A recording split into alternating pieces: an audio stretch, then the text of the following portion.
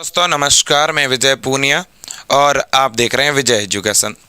तो एनाटॉमी का इंट्रोडक्शन हम पढ़ रहे हैं और साथ ही साथ बच्चों बीएससी नर्सिंग के बारे में जो भी बेसिक चीज़ें हमारे लिए ज़रूरी हैं उन्हें हम डिस्कस कर रहे हैं।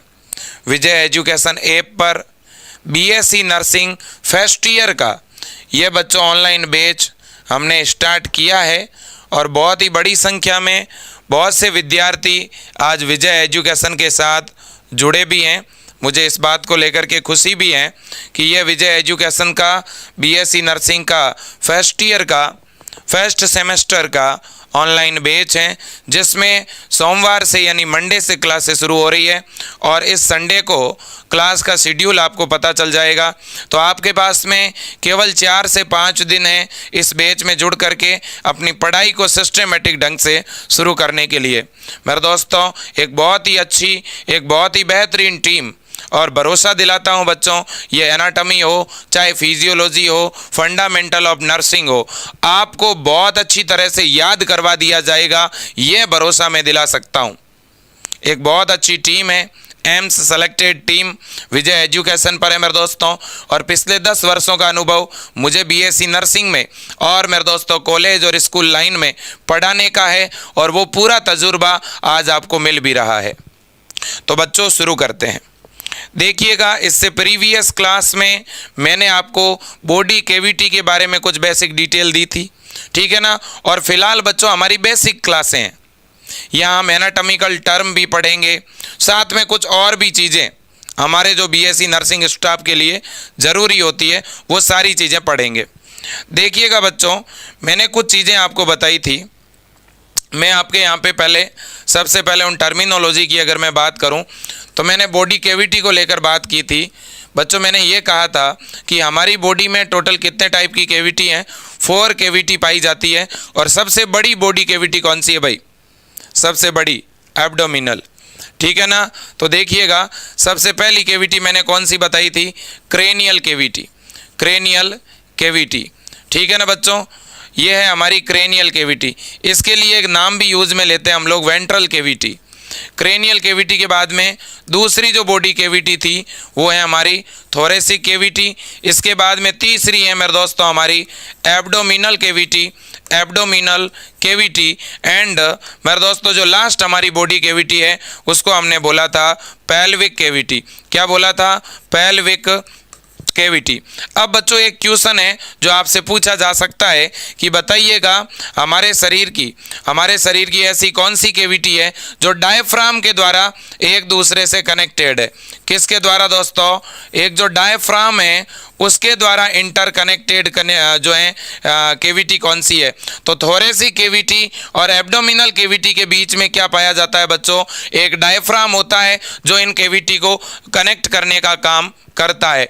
अब यहाँ पे कैविटी को लेकर के बच्चों एक क्वेश्चन कई बार पूछा जाता है कि भाई बताओ, देखें हमारी जो एब्डोमिनल कैविटी है उसको फर्दर कौन कौन से भागों में बांटा गया है? ये बात ज़रूर पूछी जाती है, हम इसकी अभी बात करेंगे। अगर आपसे पूछ ले कि हमारा ब्रेन कौन सी कैविटी में है तो क्रेनियल में है। अगर आपसे पूछ ले हमारा लंग्स कौन सी कैविटी में है, आप तुरंत बता दोगे कि भाई थोरेसिक कैविटी में है। अगर आपसे पूछ ले कि हमारा लीवर कौन सी कैविटी में है, आप बता दोगे सर यह तो एब्डोमिनल कैविटी में है। और अगर आपसे पूछ ले हमारे रिप्रोडक्टिव ऑर्गन कौन सी कैविटी में है तो वो सर पेल्विक कैविटी में है। ओके जी, ओके। अब बच्चों देखिए, मैं 2 टर्म और आपके सामने रख रहा हूं। एक बच्चों होता है डिस्टल और दूसरा होता है प्रोक्सिमल। एक होता है डिस्टल, दूसरा बच्चों क्या होता है? प्रोक्सिमल। अब देखिएगा, जैसे मेरे ये हाथ वाला भाग है मेरे दोस्तों, ठीक है ना, ये मेरे हैंड वाला भाग है बच्चों, ठीक है। अब मैं आपसे अगर पूछूं, ठीक है, और ये मेरी बॉडी यहाँ से मेरे दोस्तों ये ह्यूमरस बोन है। ये कौन सी बोन है? यहाँ पे ह्यूमरस बोन है बच्चों। और यहाँ पे 2 बोन होती है, एक तो आपकी रेडियस होती है और दूसरी आपकी कौन सी होती है? अल्ना। तो यहाँ पे आपकी 2 बोन है, एक हो गई रेडियस और दूसरी कौन सी है? अल्ना, ठीक है।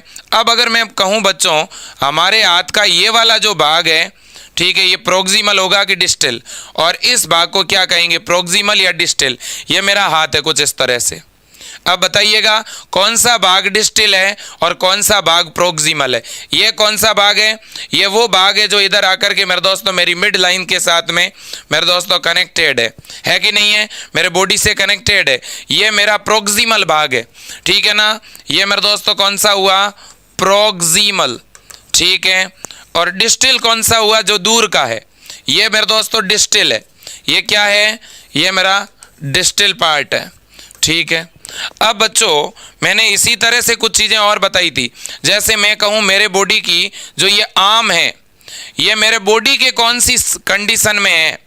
क्या ये सुपीरियर कंडीशन में है, इन्फीरियर है, कि लैटरल है, कि एंटीरियर है, कि पोस्टीरियर है? मैं लिख रहा हूँ यहाँ पे, मैं यहाँ पे लिख रहा हूँ मेरे दोस्तों, मेरे अपर लिम्ब, मेरे जो अपर लिम्ब है बच्चों वो मेरे बॉडी के एंटीरियर हैं, पोस्टीरियर हैं, कि लैटरल है? बताइए क्या लिखोगे आप? सर ये हमारे बॉडी के लेटरल पार्ट में है। इनकी पोजीशन क्या है भाई? इनकी पोजीशन है लेटरल। इनकी पोजीशन कैसी है? लेटरल, ठीक है। एक क्वेश्चन मैंने और पूछा, हमारे जो लोअर लिम्ब है, लोअर लिम्ब का मतलब बच्चों आपके फुट, ठीक है। अब मैं अगर पूछूं, ठीक है, मेरे बॉडी के मेरे दोस्तों ऊपर वाले भागों को सुपीरियर और नीचे वाले भागों को इन्फीरियर, सामने का भाग एंटीरियर और पीछे का भाग पोस्टीरियर, ये आप जानते हो। Back posterior, front front front anterior, और यहाँ से इस एरिया से ऊपर का भाग सुपीरियर, नीचे का भाग इन्फीरियर, साइड लैटरल। तो बच्चों मैं कह रहा हूं कि जो आपका लोअर लिम्ब है ये सुपीरियर है कि इन्फीरियर है? तो लोअर लिम्ब जो है वो मेरे बॉडी के इन्फीरियर पोजीशन में है। कौन सी पोजीशन में है बच्चों? इन्फीरियर पोजीशन में है, ठीक है। अब अगर मैं आपसे पूछूं कि मेरा स्कल या मेरा ब्रेन, मेरा जो स्कल है, खोपड़ी, ये मेरे दोस्तों कौन से पोजीशन में है भाई? तो आप तुरंत को कह दोगे सर ये सुपीरियर पोजीशन में है। कौन से पोजीशन में है? सुपीरियर पोजीशन में। तो कौन सा सुपीरियर है, कौन सा इन्फीरियर मालूम होना चाहिए, बिल्कुल। अब अगर मैंने पूछा कि बच्चों आपकी vertebral column, vertebral column superior है कि इन्फीरियर है? देखो वर्टिब्रल कॉलम सामने है, नहीं, पीछे है, बैक में है। हाँ, जो सामने होता है वो एंटीरियर, जो पीछे होता है वो पोस्टीरियर। तो ये है मेरे पोस्टीरियर पोजीशन में है। कौन सी? पोस्टीरियर पोजीशन में है। अब अगर मैं कहूं मेरे दोस्तों मेरी जो चेस्ट है, मेरी जो चेस्ट है वो एंटीरियर है कि पोस्टीरियर? चेस्ट, चेस्ट एंटीरियर है। जो सामने की तरफ होता है वो एंटीरियर, जो पीछे की तरफ होता है वो पोस्टीरियर, जो ऊपर की तरफ होता है वो सुपीरियर, जो नीचे की तरफ होता है वो इन्फीरियर, जो साइड में होता है वो लेटरल। क्लियर है कि नहीं? जो पास में होता है वो प्रोक्सिमल, जो दूर होता है वो डिस्टिल, जो नीचे की तरफ होता है वो वेंट्रल, जो पीछे की तरफ या ऊपर की तरफ होता है वो मेरे दोस्तों डोर्सल। याद रख लोगे ना? बिल्कुल जी बिल्कुल, ठीक है। तो एंटीरियर के लिए एक शब्द और यूज में लेते हैं, वेंट्रल, वेंट्रल। और पोस्टीरियर, बैक के लिए एक और नाम यूज में लेते हैं, डोर्सल, डोर्सल। तो मेरी वर्टिब्रल कॉलम बच्चों मेरे डोर्सल साइड में है, जबकि मेरी चेस्ट जो है वो वेंट्रल साइड में है। मेरा हार्ट जो है वो बॉडी के वेंट्रल साइड में है। ओके, क्लियर है? कोई दिक्कत नहीं है। आगे बढ़ेंगे भाई। अब देखिए बच्चों, मैंने ये सारे जो प्लेन है, फ्रंटल, सेजिटल, ट्रांसवर्स, ये प्लेन भी बता दी। बॉडी को ऐसे काटोगे तो ये जो प्लेन बनेगा मेरे दोस्तों, ये आपका जो प्लेन है इसको बोलेंगे हम ट्रांसवर्स, ठीक है ना। बॉडी को मिड लाइन से काटोगे ना मेरे दोस्तों, मिड लाइन से, ठीक है, इस तरह से मिड लाइन से काटोगे उसे सेजिटल प्लेन बोलते हैं, ठीक है ना। और बॉडी को मेरे दोस्तों इस प्रकार से काटोगे जिससे एंटीरियर और पोस्टीरियर दो भागों में बढ़ जाए, उसे फ्रंटल या कोरोनल प्लेन हम बोलते हैं बच्चों। तो बॉडी कैविटी के बारे में मैंने बता दिया। सबसे ऊपर की तरफ बॉडी कैविटी कौन सी है? क्रेनियल, फिर थोरेसिक, फिर एब्डोमिनल और फिर पेल्विक। अब बच्चों एक चीज, सभी पेन और कॉपी निकाल दो, सभी पेन और कॉपी निकाल दीजिए मेरे दोस्तों। हम यहाँ पे बात करेंगे कि हमारी जो एब्डोमिनल कैविटी है बच्चों, कौन सी? Abdominal cavity. इस एब्डोमिनल कैविटी में हमारी इंटेस्टाइन है, हमारा लीवर है, हमारी अम्बेलिकल कॉर्ड है, या सॉरी मैं यूं कहूं कि यहाँ पर मेरा पेनक्रियाज है, स्प्लीन है, ठीक है ना, लार्ज इंटेस्टाइन है, स्टोमक है, स्मॉल इंटेस्टाइन है, अपेंडिक्स है, ये सारे के सारे मेरे दोस्तों डाइजेस्टिव ऑर्गन जो है, जो मेन डाइजेस्टिव ऑर्गन है वो मेरे एब्डोमिनल कैविटी में है कि नहीं है? बिल्कुल है। अब बच्चों एब्डोमिनल कैविटी में हमने टोटल जो है मेरे दोस्तों इस एब्डोमिन वाले भाग में, ये मेरी एब्डोमिनल कैविटी है, इस एब्डोमिनल कैविटी को फर्दर 9 रीजन में डिवाइड किया गया है। ये रीजन सभी बच्चों को याद रखना पड़ेगा। इस मेरे दोस्तों उदर गुहा में इस एब्डोमिनल कैविटी को बोला जाता है उदर गुहा, ठीक है ना। तो एब्डोमिनल कैविटी में दोस्तों कितने रीजन है? 9 रीजन है, 9 भाग बनाए गए हैं मेरे दोस्तों। कितने? 9 भाग बनाए हुए हैं, ठीक है ना। कैसे? तो देखिएगा यहां पे ये एक मैंने यहां पे लाइन बना दी है। अब देखो दोस्तों कौन से 9 रीजन है, मैं उसकी यहां पे बात करूंगा, मेरे दोस्तों। ये सबसे पहला रीजन होगा, फिर ये दूसरा होगा और ये तीसरा, ये चौथा रीजन होगा, ये 5वां होगा और ये 6ठा, ये 7वां रीजन होगा, ये 8वां होगा और ये 9वां। मेरे एब्डोमिनल कैविटी में टोटल कितने रीजन है मेरे दोस्तों? तो टोटल 9 रीजन है। कितने हैं बच्चों? 9 रीजन है। याद रख लोगे? बिल्कुल रख लेंगे सर, कोई दिक्कत नहीं है। अब बच्चों अगर मैं इन रीजन की बात करूं तो वास्तव में ये रीजन कौन कौन से हैं, मुझे इनकी बात सबसे पहले करनी है, ठीक है ना। देखिएगा मैंने ये जो आपके सामने रीजन है, ये सारे मैंने 9 के 9 रीजन दिखा रखे हैं। हम इस तरह से मेरे दोस्तों इसको डिवाइड करेंगे, ठीक है ना। तो ये 9 रीजन बच्चों आपके सामने बनेंगे, याद रख लेना। अगर मैं इन रीजन की बात करूं, ठीक है ना, अगर मैं इन रीजन की बात करूं तो देखिएगा सबसे पहला जो रीजन है मेरे दोस्तों नंबर 1 पे, इसे हाइपोकॉन्ड्रियम बोलते हैं, ठीक है ना। तो ये आपका जो रीजन है मेरे दोस्तों, ये है आपका हाइपोकॉन्ड्रियम, ठीक है। हाइपोकॉन्ड्रियम, पहले केवल नाम सुन लो, ये 1 नंबर भी हाइपोकॉन्ड्रियम है और ये आपका 3 नंबर भी हाइपोकॉन्ड्रियम है, पहले इतना याद रखो, ठीक है ना। अब बच्चों ये 2 नंबर आपका गैस्ट्रिक है, ये 2 नंबर गैस्ट्रिक है और ये 8 नंबर भी बच्चों आपका गैस्ट्रिक है। फिलहाल इतना ही समझना। ये 4 नंबर आपका लंबर है, 4 नंबर क्या है? लंबर। और ये आपका 6 नंबर भी लंबर है, ठीक है। अब बच्चों इसके बाद में ये 7 नंबर आपका इलियम, ये भी 9 नंबर भी आपका दोस्तों इलियम रीजन है, ठीक है ना। अब देखिएगा बच्चों, अब ये मेरी बॉडी है, तो अब इस बॉडी के अंदर इस तरफ वाला भाग क्या होगा? राइट, और इस तरफ वाला भाग क्या होगा? लेफ्ट। तो अगर मेरा ये भाग हाइपोकॉन्ड्रियम है, ये वाला रीजन, तो मैं इसे क्या बोलूंगा? Right hypochondrium. तो इसको क्या बोलूंगा? Left hypochondrium. गैस्ट्रिक रीजन जो ऊपर की तरफ होगा उसे मैं एपी गैस्ट्रिक बोलूंगा। भाई ऊपर वाले भाग को एपी और नीचे वाले भाग को क्या कहते हैं? हाइपो। तो इसे बोलूंगा मैं हाइपोगैस्ट्रिक बोलूंगा, ठीक है कि नहीं। अब बच्चों देखिए ये इलियम में भी इधर वाला क्या होगा? राइट इलियम, तो इधर वाला क्या होगा? Left ilium. लंबर में इधर वाला क्या होगा? राइट लंबर, इधर वाला क्या होगा? Left lumbar. और बीच में आपका होता है अम्बिलिकल रीजन, ठीक। एक बार मैं वैसे ही दोस्तों सुपरफिशियली आपको बता रहा हूं कि हमारे एब्डोमिनल कैविटी में टोटल 9 रीजन है, ठीक है ना मेरे दोस्तों। इन 9 रीजन में 3 जो इस साइड होंगे उन सभी में राइट लगेगा और 3 जो इस साइड होंगे मेरे दोस्तों उनमें आपका लेफ्ट लगेगा, ठीक है कि नहीं है। जो ऊपर की तरफ होगा, देखो ये टर्म याद रखो बच्चों, ठीक है ना। जो साइड में चीज होती है ना, जो राइट साइड होगी उसके आगे तो राइट लगेगा ही, ठीक है ना। भाई लेटरल, कोई भी लेटरल एरिया होता है ना, लेटरल बच्चों, तो जैसे ये चीज लेटरल है, तो अगर लेटरल राइट में होगी तो उसके लिए राइट तो लगना है, ठीक है ना। तो लेटरल में या तो कोई चीज राइट हो सकती है और या क्या हो सकती है बच्चों? लेफ्ट हो सकती है, ठीक है। लेटरल का मतलब जो साइड में हो, ओके। अब अगर कहीं पे एपी लग रहा है, एपी का मतलब जो अपर साइड में कोई चीज है, ऊपर की तरफ है, उसके लिए एपी शब्द लगता है। और हाइपो कब लगेगा? जब मेरे दोस्तों वो लोअर या डाउन हो, ठीक है ना। तो उसके लिए मेरे दोस्तों हम हाइपो शब्द लगाते हैं, ठीक है कि नहीं? बिल्कुल। तो देखिएगा ये चीजें ही मैंने आपके सामने रखी है, आप देख सकते हैं बच्चों।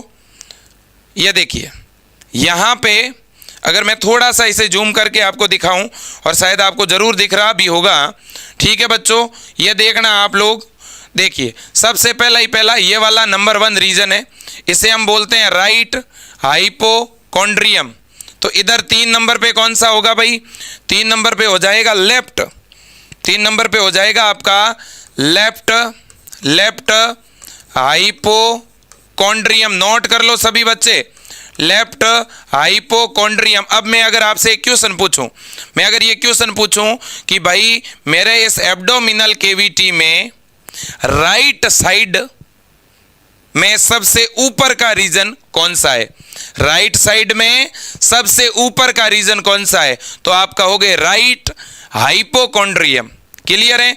मैं अगर आपसे पूछूं मेरा लीवर एब्डोमिनल कैविटी के राइट साइड में सबसे पहले रीजन में जो स्थित है, उस रीजन को क्या कहोगे? आप उसे बोलोगे राइट हाइपोकॉन्ड्रियम। अब देखिएगा मेरे दोस्तों, जो आपका राइट हाइपोकॉन्ड्रियम है, ठीक है ना, इसके जस्ट अपोजिट साइड में, ठीक है ना, लेफ्ट साइड में जो होगा वो लेफ्ट हाइपोकॉन्ड्रियम होगा। राइट हाइपोकॉन्ड्रियम और लेफ्ट हाइपोकॉन्ड्रियम के बीच में क्या होता है? AP gastric. इस रीजन को क्या बोलते हैं? एपी मतलब ऊपर का, तो एपी गैस्ट्रिक रीजन है। ये कौन सा है बच्चों? एपी गैस्ट्रिक रीजन है, ठीक है ना। यहां पे स्टोमक का कुछ भाग पाया जाता है, और स्टोमक गैस्ट्रिक जूस सीक्रेट करता है, तो इसलिए गैस्ट्रिक शब्द आ गया। ओके, अब बच्चों देखिए, इस एपी गैस्ट्रिक के जस्ट नीचे तो क्या है? जस्ट नीचे क्या है? अम्बेलिकल। लेकिन एपीगैस्ट्रिक के जस्ट अपोजिट, सबसे नीचे जस्ट अपोजिट हाइपोगैस्ट्रिक है, हाइपोगैस्ट्रिक है। ओके, अब बच्चों देखिए, इस हाइपोकॉन्ड्रियम के नीचे कौन सा रीजन है? लंबर। जो राइट साइड होगा उसे राइट लंबर कहेंगे, जो लेफ्ट साइड होगा उसे हम लेफ्ट लंबर बोलेंगे। सही बात है कि गलत बात? बिल्कुल सही है जी। अब अपन नीचे 3 नंबर लाइन में आ जाएंगे।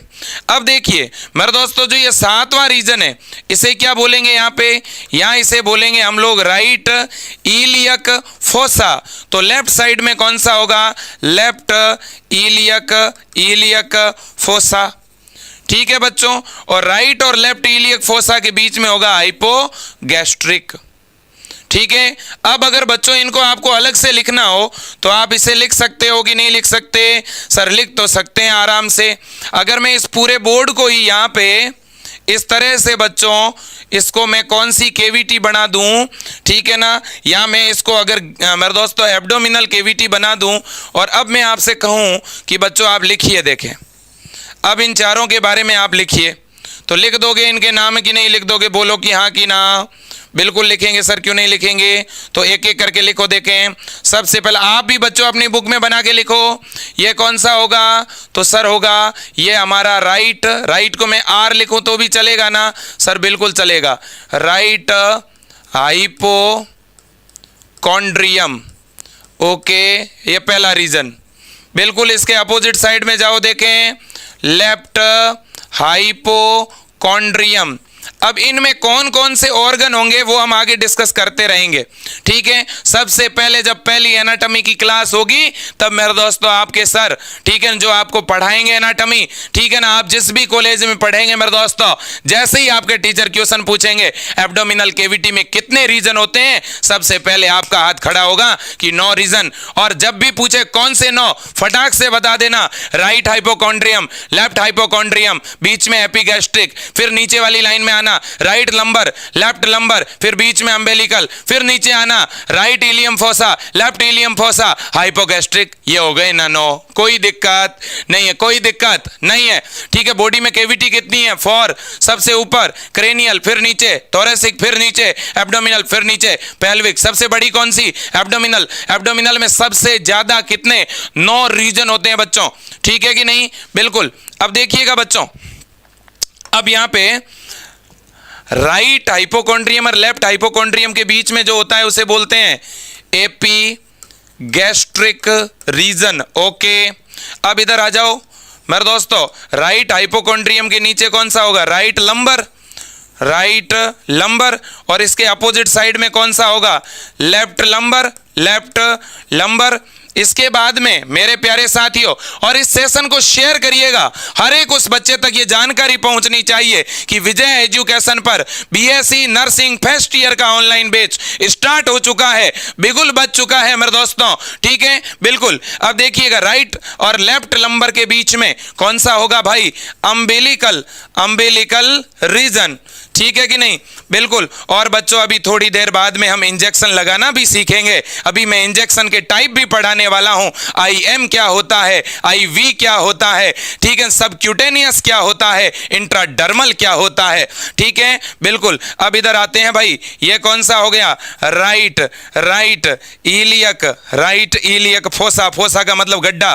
ठीक है ना? इधर क्या होगा? Left iliac fossa. याद अगर सभी को हो गया है तो कमेंट बॉक्स में लिखो। ठीक है ना मेरे दोस्तों? कमेंट बॉक्स में नहीं लिख सकते तो कॉपी में लिखो। ठीक है ना? कॉपी में नहीं लिख सकते, पास में बैठा हुआ उसके पीठ पे भी लिख दो मेरे दोस्तों। ठीक है ना? इसे क्या बोलेंगे? Hypogastric region. ओके जी, ओके। कितने याद हुए? 9। किस में है? बोलो, एब्डोमिनल कैविटी में। अरे वाह मेरे शेरों, वाह।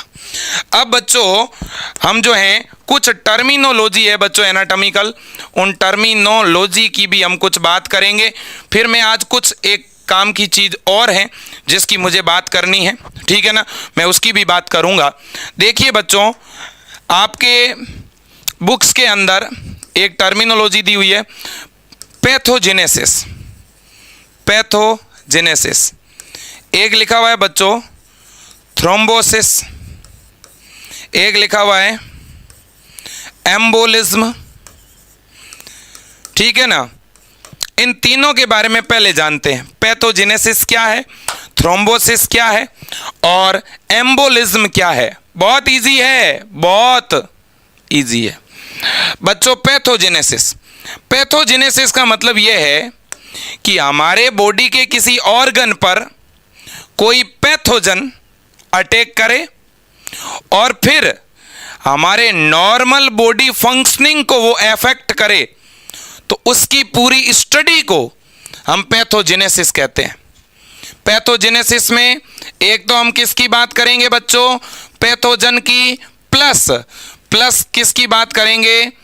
Affecting our normal body functioning.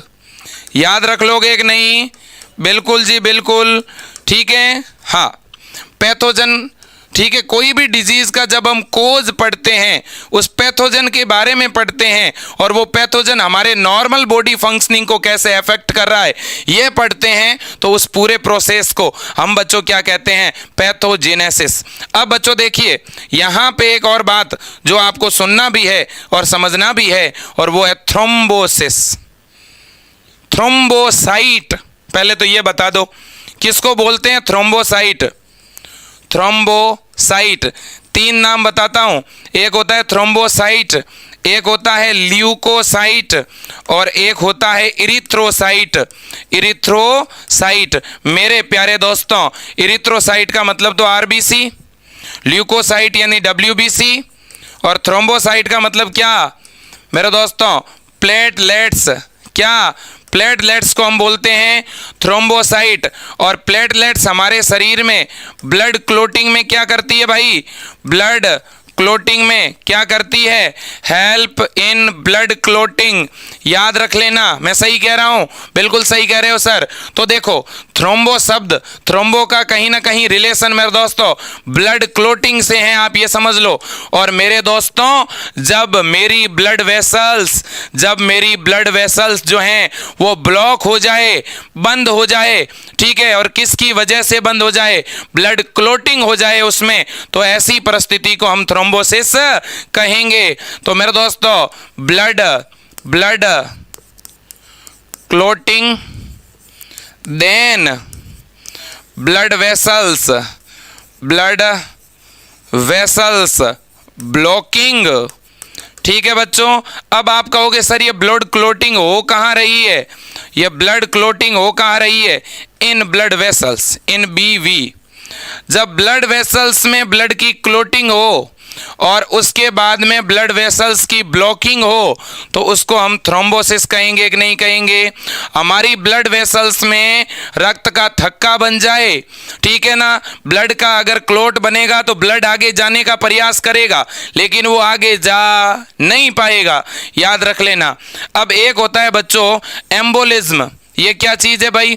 देखो बच्चों, कई बार क्या होता है कि हमारे ब्लड वेसल्स के अंदर कुछ इस प्रकार के मेरे दोस्तों मास, कुछ इस प्रकार के द्रव्यमान मूव कर रहे होते हैं और उनकी वजह से मेरी ब्लड वेसल्स ब्लॉक हो जाती है। मेरी ब्लड वेसल्स ब्लॉक तो हुई बट ब्लड क्लोट की वजह से नहीं, कुछ और अदर पार्टिकल की वजह से, जैसे कि कोई कोलेस्ट्रॉल या लिपिड का कोई मॉलिक्यूल था और उसकी वजह से मेरी ब्लड वेसल्स ब्लॉक हो गई, उसे एम्बोलिज्म बोलेंगे मेरे दोस्तों। तो एम्बोलिज्म में भी क्या होती है? Blocking in blood vessels by some mass, ठीक है ना, याद रख लेना मेरे दोस्तों। तो ये दोनों ही कंडीशन, थ्रोम्बोसिस और एम्बोलिज्म, ये दोनों ही ब्लड क्लोटिंग एंड दोनों ही ब्लड ब्लॉकिंग को शो करती है, याद रख लेना। ओके, बिल्कुल जी बिल्कुल। अब देखिएगा बच्चों, और ये टर्मिनोलॉजी में आपके लिए लेके भी आया हूं, ठीक है, देखिएगा मेरे प्यारे साथियों, और ये चीजें जितना बेहतरीन तरीके से आप याद करोगे मुझे उतना ही अच्छा, ठीक है ना, लगेगा, बिल्कुल। अब देखिएगा बच्चों, मैंने पैथोजेनेसिस की बात की। पैथोजेनेसिस में एक तो हम क्या पढ़ते हैं मेरे दोस्तों, जो पैथोजेंस हैं, जो हमारे शरीर में क्या कोज कर रहे हैं डिजीज, एक तो उसके बारे में जानते हैं और हमारी बॉडी फंक्शनिंग किस तरह से इफेक्ट हुई है उसके बारे में भी जानते हैं। और ये जो फिनोमिना है यह है पैथोजेनेसिस। पैथोजन किसको बोलते हैं भाई? ऐसा माइक्रोब जो हमारे शरीर में मेरे दोस्तों इलनेस उत्पन्न करता है, बीमारी उत्पन्न करता है, उसको पैथोजन कहते हैं। जो हमारे शरीर में डिजीज कोज करता है उसको पैथोजन कहते हैं। जैसे प्लाज्मोडियम शरीर में मलेरिया कोज करेगा, मलेरिया में हमारे बॉडी की नॉर्मल फंक्शनिंग इफेक्ट हो जाएगी। कैसे? हमारी आरबीसी के अंदर प्लाज्मोडियम के नंबर बढ़ेंगे जिससे आरबीसी ठीक से काम नहीं करेगी। अब दोस्तों एक यहां पे टर्मिनोलॉजी है एटियोलॉजी, ठीक है ना मेरे दोस्तों।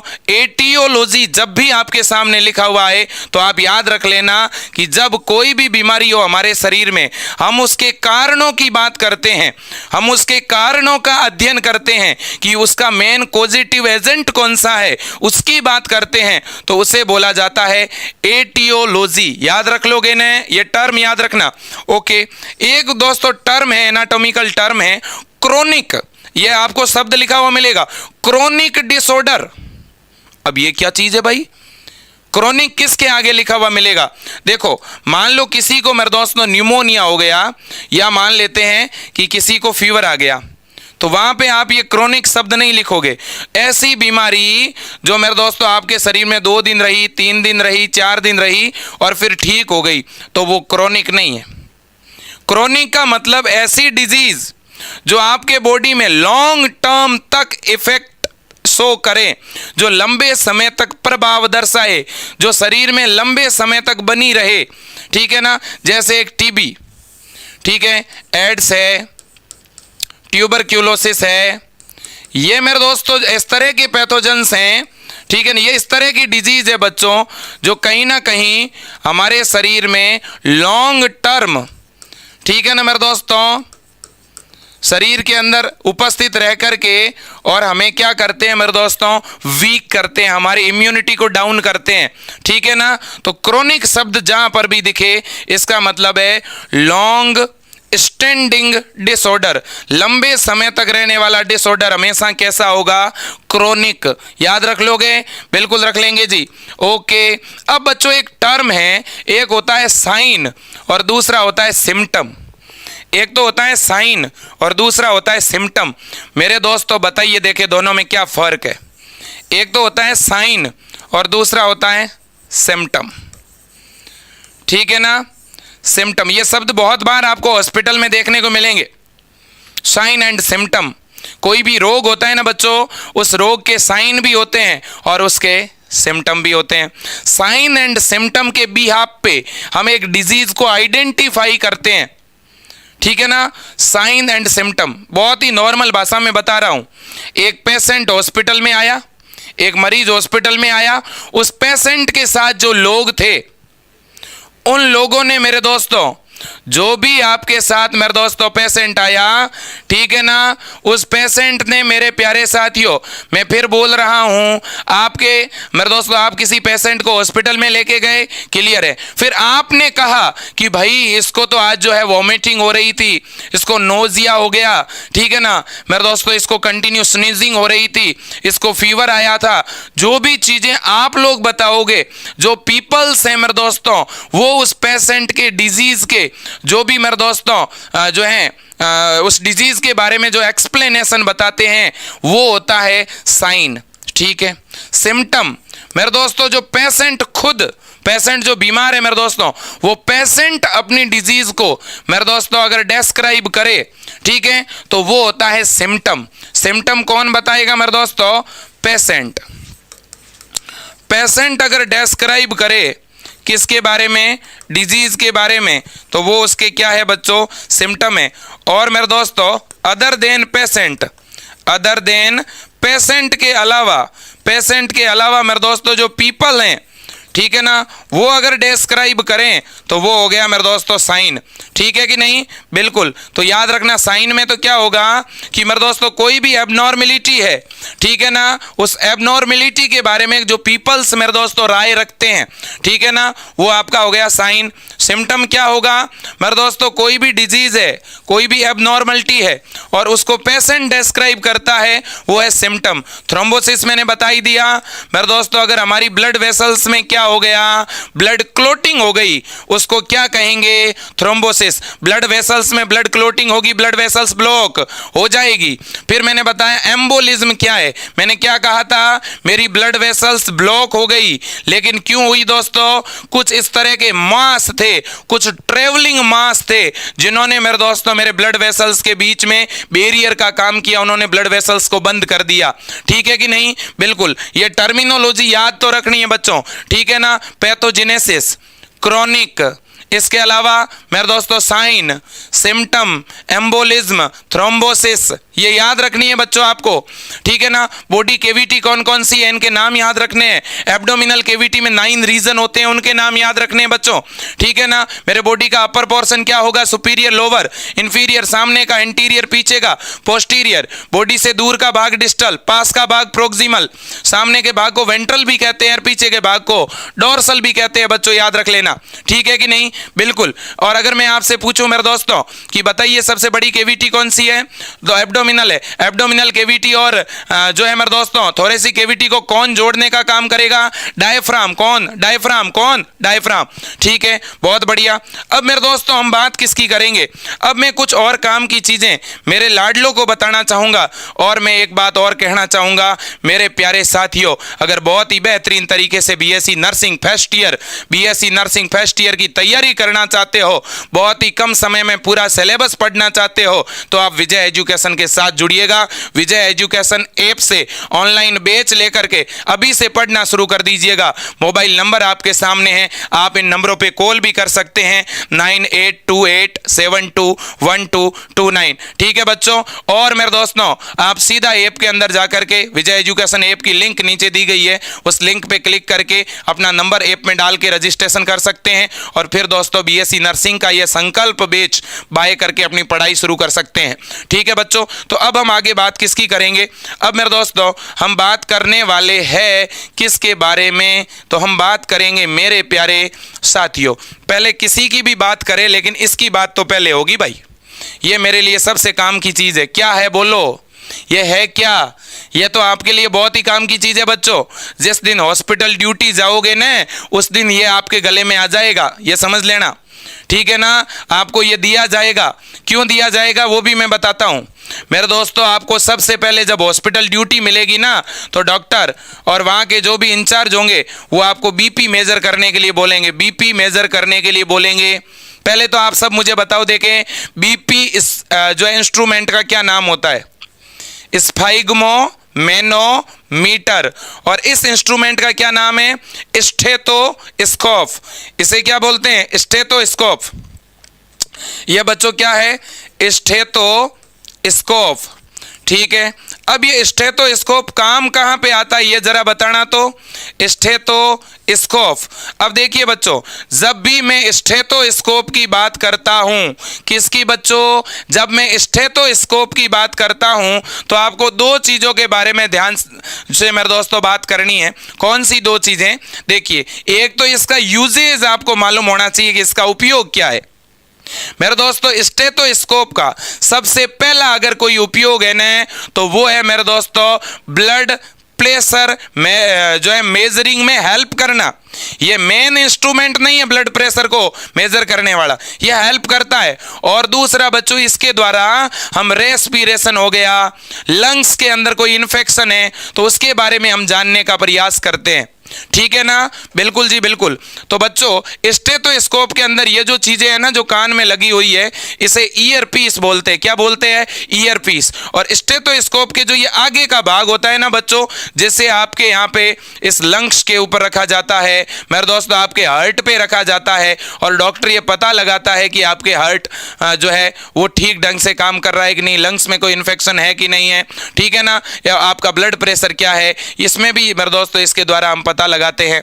ठीक है ना? तो मेरे दोस्तों, इस स्टेथोस्कोप से पता चल जाता है हार्ट की जो ध्वनियां होती है, जो साउंड होते हैं बच्चों, वो भी हमें पता चल जाते हैं। हार्ट ने कब सिस्टोल किया, कब डायस्टोल किया, वो हमें पता चलता है इससे। ठीक है ना? बिल्कुल। तो इस आगे के भाग को हम डायफ्राम बोलते हैं बच्चों। क्या बोलते हैं? डायफ्राम। स्टेथोस्कोप के आगे का भाग क्या कहलाता है? डायफ्राम कहलाता है। जो कान में लगाते हैं उसको क्या कहते हैं? ईयर पीस कहते हैं मेरे दोस्तों। क्या कहते हैं? ईयर पीस कहते हैं। याद रख लोगे कि नहीं? बिल्कुल जी बिल्कुल। ठीक है। अब देखिए दोस्तों, ये इंस्ट्रूमेंट कौन सा है? ये वाला, ये बीपी को मेजर करने वाला स्फाइग्मोमेनोमीटर है। क्या दोस्तों? स्फाइग्मोमेनोमीटर से हम क्या मेजर करते हैं मेरे दोस्तों? Blood pressure. क्या मेजर करते हैं बच्चों? ब्लड प्रेशर को मेजर करने वाला इंस्ट्रूमेंट कौन सा है? ये स्फाइग्मोमेनोमीटर। और बच्चों, इस स्फाइग्मोमेनोमीटर के अंदर, अब आज के टाइम में तो बहुत सारे डिजिटल स्फाइग्मोमेनोमीटर आ गए बच्चों, लेकिन इस स्फाइग्मोमेनोमीटर में एक बच्चों यहाँ पे ग्लास की ट्यूब होती है, कांच की नली, और इसमें मरकरी भरा होता है बच्चों। क्या भरा होता है? इसमें मरकरी भरा होता है। और ये एक बेल्ट है बच्चों, जो यहाँ पे हाथ के ऊपर बांधा जाता है और फिर इसमें एयर पुश की जाती है।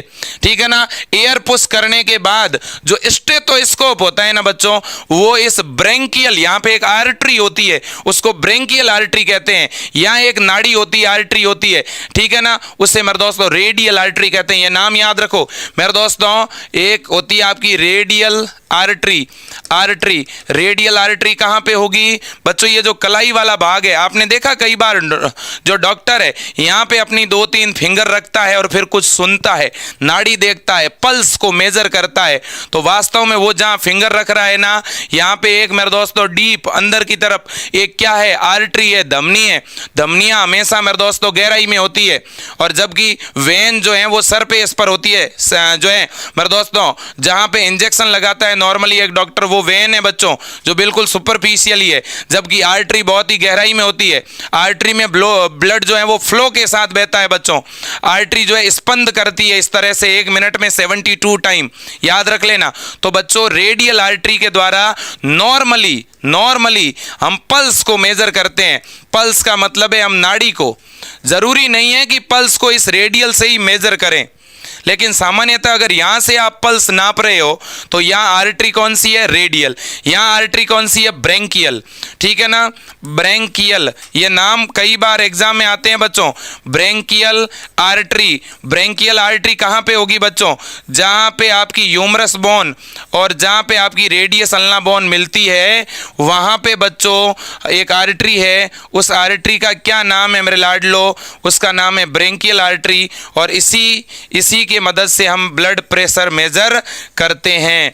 यहाँ पे हम स्टेथोस्कोप लगाते हैं, उसका ईयर पीस कान में लगाते हैं, और फिर अनुभव करते हैं कि व्यक्ति की ब्लड प्रेशर बीपी क्या है। याद रखोगे ना? बिल्कुल। बच्चों, एक बात और है जो मैं आपके सामने रखना चाहता हूं। वैसे ब्लड प्रेशर हम आगे डिटेल में पढ़ेंगे, लेकिन एक बात पूछना चाहूंगा। एक व्यक्ति का जो ब्लड प्रेशर होता है ना, बीपी, वो मेरे दोस्तों आप सब जानते हो कि नॉर्मल ब्लड प्रेशर 120/80 होता है, और ब्लड प्रेशर प्रेशर का यूनिट होता है mm ऑफ Hg। क्यों भाई mm ऑफ Hg?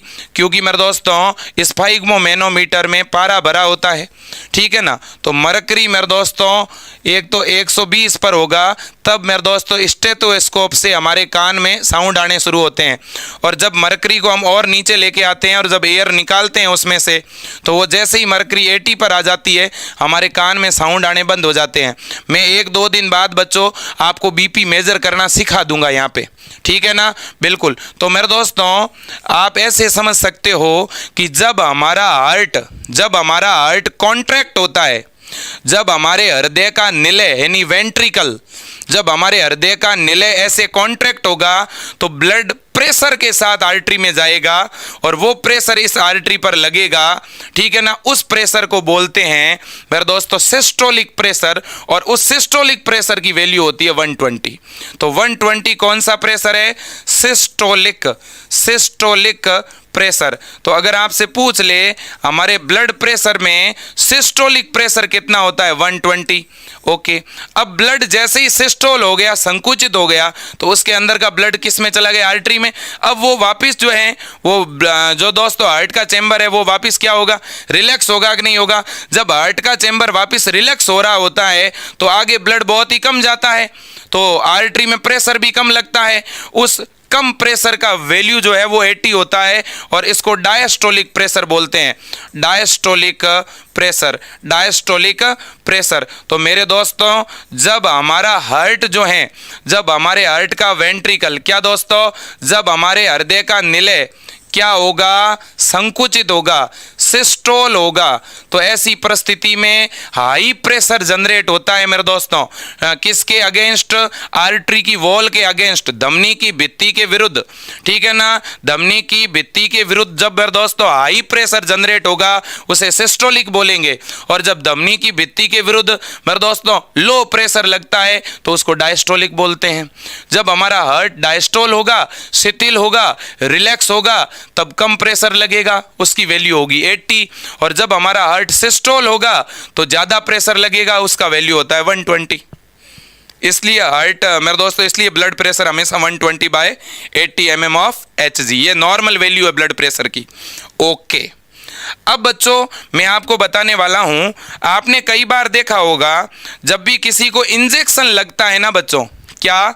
जब भी किसी को इंजेक्शन लगता है ना मेरे लाडलो, तो आपने एक चीज जरूर देखी होगी, ठीक है ना। मैं यहाँ इंजेक्शन की बात कर रहा हूं मेरे दोस्तों, मैं यहाँ पे टाइप ऑफ इंजेक्शन की बात कर रहा हूं, टाइप ऑफ इंजेक्शन की बात कर रहा हूं। एक बार सेशन को शेयर कर देना मेरे लाडलो, ठीक है। मैं यहाँ पे टाइप ऑफ इंजेक्शन की बात कर रहा हूं, ठीक है ना। बच्चों आपने देखा होगा कई बार, आप भी जब बीमार हुए होंगे, हॉस्पिटल गए होंगे, ठीक है, जो भी नर्सिंग स्टाफ या डॉक्टर है वो इंजेक्शन ऐसे लेके आते होंगे क्या? नहीं, इंजेक्शन को इस प्रकार से पकड़ के लेते आते होंगे ना। बिल्कुल। इंजेक्शन में आगे की तरफ एक मेटल की, एक धातु की मेरे दोस्तों निडल होती है, जिसको आप सुई बोल रहे हैं, वास्तव में वो निडल है कि नहीं। और निडल के पीछे जो प्लास्टिक का भाग है इसको हम सिरिंज बोलते हैं, ठीक है ना बच्चों। तो ये बात याद रखना। अब बच्चों वो जो निडल है ना, वो निडल जब भी आपको मेरे दोस्तों लगाई जाती है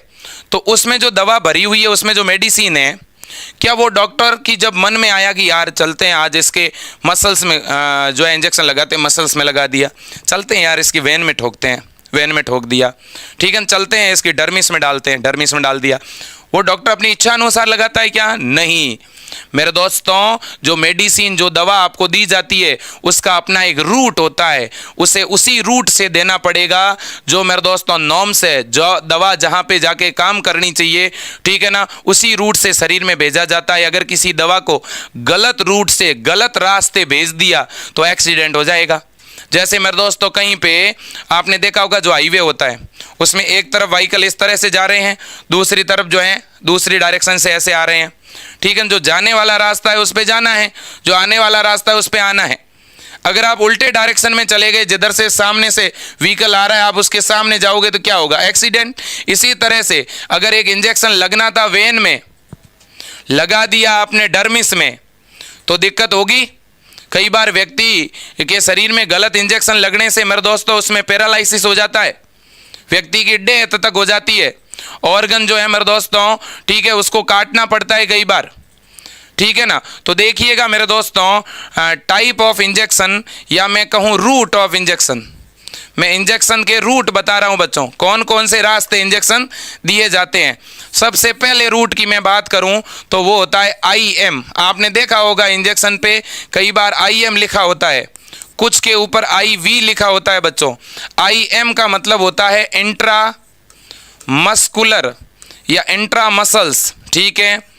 इसके बाद में मेरे दोस्तों IV का मतलब होता है इंट्रा वीनस यानी इंट्रा वेन, ठीक है।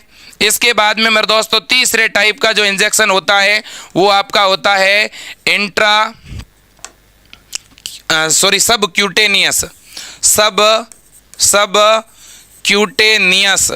सब क्यूटेनियस, याद रख लेना। इसके बाद में नेक्स्ट जो होगा वो होगा मेरे दोस्तों इंट्राडर्मल, ठीक है बच्चों। तो ये आपके इंजेक्शन के 4 मेजर रूट है। तो मोस्टली इंजेक्शन को कितने बड़े रूट के द्वारा दिया जा सकता है, या तो IM, इंजेक्शन को IM के रूप में देंगे यानी इंट्रामस्कुलर या इंट्रावेन या सब क्यूटेनियस या इंट्राडर्मल। अब बच्चों पहले हमें यह जानना है कि शरीर में मसल्स कहाँ होती है, शरीर में वेन कहाँ होती है, शरीर का डर्मल भाग कौन सा है और क्यूटेनियस लेयर कौन सी है, इन चारों के बारे में जानना है। इतना तो आप जानते ही होंगे कि शरीर में कहीं पे भी इंजेक्शन लगेगा तो शरीर की बाहर वाली सरफेस से होकर के निडल अंदर जाएगी। अगर निडल अंदर जाएगी तो शरीर के बाहर चमड़ी है, स्किन है। तो हमारे स्किन में कौन कौन सी लेयर है? देखो बच्चों, हमारी जो स्किन है, इस स्किन में सबसे बाहर क्या होती है बच्चों? एपिडर्मिस होती है। इतना तो आप भी जानते होंगे। हमारी जो स्किन है, हमारी जो त्वचा है, इस त्वचा का सबसे बाहर वाला आवरण एपिडर्मिस है कि नहीं है? बिल्कुल। एपिडर्मिस के जस्ट नीचे हमारी स्किन में एक परत होती है, उसे डर्मिस बोलते हैं। क्लियर है? हमारी इस डर्मिस के अंदर ही बच्चों आपको वेन देखने को मिलती है, रक्तवाहिनी, ठीक है ना। और यहीं से आपके हेयर फॉलिकल जनरेट होते हैं, ऊपर की तरफ निकलते हैं, ठीक है। डर्मिस के भी नीचे बच्चों हाइपोडर्मिस होती है। कौन होती है? हाइपोडर्मिस। और हाइपोडर्मिस से नीचे होती है सब क्यूटेनियस। कौन सी लेयर होती है? सब क्यूटेनियस। याद रख लोगे तो ऊपर ही ऊपर क्या है? एपिडर्मिस। एपिडर्मिस से नीचे डर्मिस, डर्मिस से नीचे हाइपोडर्मिस, उससे नीचे सब क्यूटेनियस लेयर। क्लियर बात है? बिल्कुल जी बिल्कुल। अब मेरे प्यारे साथियों ध्यान से देखना, ये स्किन की एनाटॉमी है। ये आपके स्किन के अंदर देखिए बच्चों, ये सारी चीजें आपको दिख रही होगी, ठीक है ना। ये आपके स्किन में ये वाला जो भाग है, जो बाहर का ऊपरी भाग है, ये आपका हो गया एपिडर्मिस। एपिडर्मिस के जस्ट नीचे डर्मिस है, जहां पे आपकी रक्तवाहिनी है, जहां पे बच्चों आपके न्यूरॉन्स हैं, ठीक है। उसके नीचे होती है हाइपोडर्मिस और सबसे नीचे होती है क्यूटेनियस लेयर। कौन सी लेयर होती है? Cutaneous layer. पहले इतना माइंड में रख लेना। अब बच्चों देखो, हम सबसे पहले बात करेंगे IM इंजेक्शन की। किसकी बात करेंगे मेरे दोस्तों? IM इंजेक्शन की। IM इंजेक्शन का मतलब तो आप जानते होंगे, कई बार आपको इस रीजन में पीछे की तरफ यहां एक इंजेक्शन जरूर लगा होगा। तो वास्तव में वो जो इंजेक्शन आपके नर्सिंग स्टाफ ने या डॉक्टर ने लगाया है, वो इंजेक्शन आपको कुछ इस तरह से लगाया होगा कि वो सीधा आपकी मसल्स के अंदर गया होगा। तो इसका मतलब ये हुआ कि सब क्यूटेनियस जो लेयर है ना बच्चों, अभी मैं क्यूटेनियस लेयर की बात कर रहा था, ये वाली, इस लेयर से भी नीचे इंजेक्शन दिया जाता है मेरे दोस्तों, ठीक है ना। इसके जस्ट नीचे हमारी मांसपेशियां होती है, तो इन मसल्स तक इंजेक्शन को पहुंचाया जाता है मेरे दोस्तों। निडल को मसल्स तक पहुंचाया जाता है, ठीक है ना। तो याद रख लेना कि जो IM इंजेक्शन है, जैसे हम इंट्रामस्कुलर इंजेक्शन भी बोलते हैं, यह बच्चों इंजेक्शन हमेशा किस में लगता है? हमारी मसल्स के अंदर लगता है बच्चों। और ये किस एंगल पे लगता है, ये कई बार पूछ लेते हैं। आपने देखा होगा जो डॉक्टर होता है वो दोस्तों आपकी जब मसल्स के अंदर आपके इस बैक पोर्शन में मेरे दोस्तों जो पेल्विक रीजन है, इसमें जब भी वो इंजेक्शन लगाता है तो वो इंजेक्शन को इस तरह से लगाता है कि सीधा यूं लगाता है, जैसे ये वाला भाग है तो वो ऐसे लगाएगा इंजेक्शन 90 डिग्री के एंगल पे, ठीक है ना बच्चों। बिल्कुल। तो 90 डिग्री के एंगल पे आपका IM इंजेक्शन लगता है इंट्रामस्कुलर।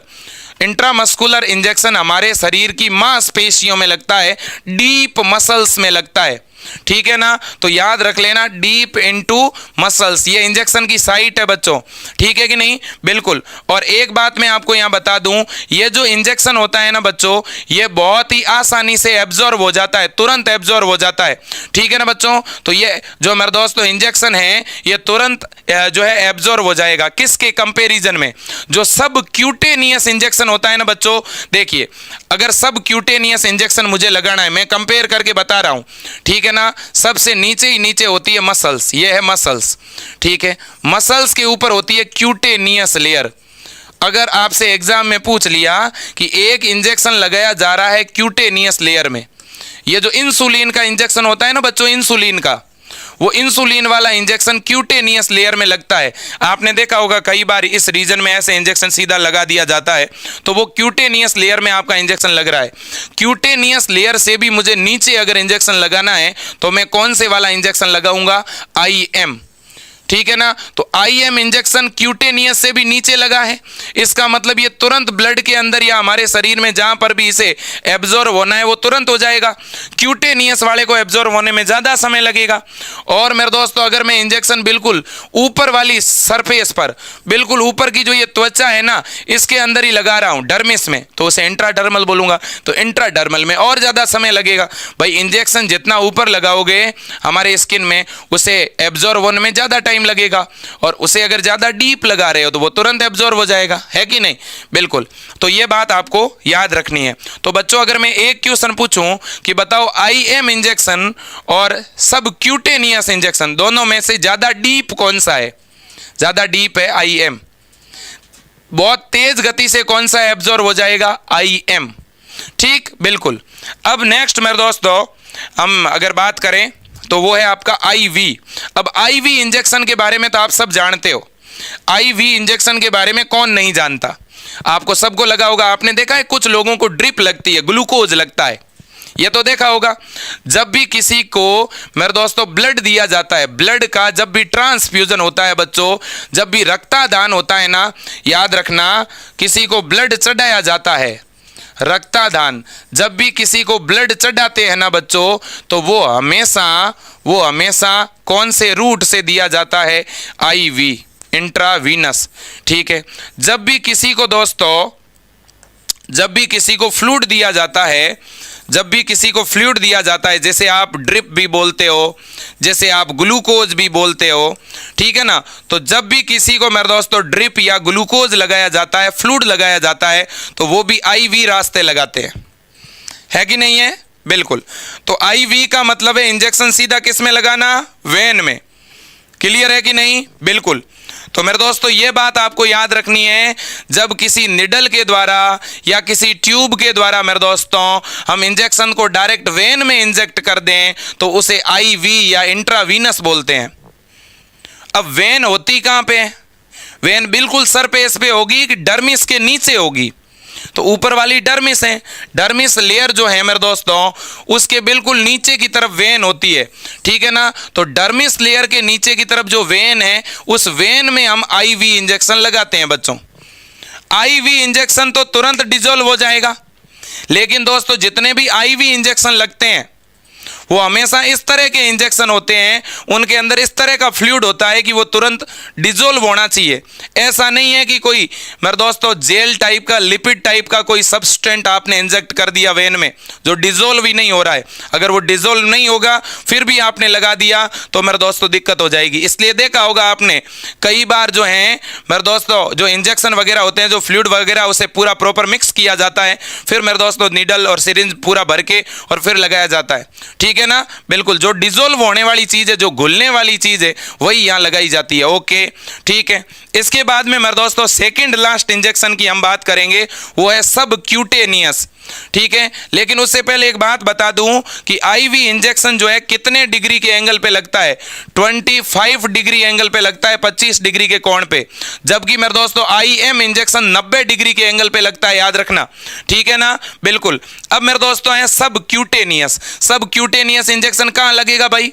ऊपर ही ऊपर डर्मिस, डर्मिस के सॉरी ऊपर ही ऊपर एपिडर्मिस, एपिडर्मिस के नीचे डर्मिस, डर्मिस के नीचे होती है सबक्यूटे हाइपोडर्मिस, और हाइपोडर्मिस के नीचे होती है सबक्यूटेनियस।